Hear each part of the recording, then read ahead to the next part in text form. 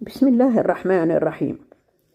سئل ابن عباس: لما كنى رسول الله صلى الله عليه وآله عليا عليه السلام أبا تراب؟ قال: لأنه صاحب الأرض، وحجة الله على أهلها بعده، وبه بقاؤها وإليه سكونها. ولقد سمعت رسول الله صلى الله عليه وآله يقول: إنه إذا كان يوم القيامة ورأى الكافر ما أعد الله تبارك وتعالى لشيعة علي عليه السلام من الثواب والزلفى والكرامة، قال: يا ليتني كنت ترابا، أي من شيعة علي عليه السلام. وذلك قول الله عز وجل: يوم يقول الكافر يا ليتني كنت ترابا.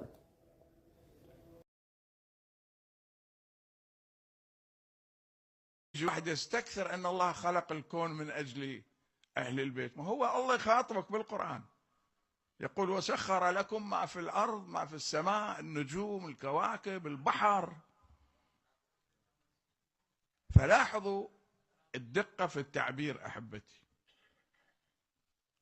الله سبحانه وتعالى رب العالمين أول ما بدأ بالخلق بدأ بمحمد وعلي وفاطمة صلوات الله وسلامه.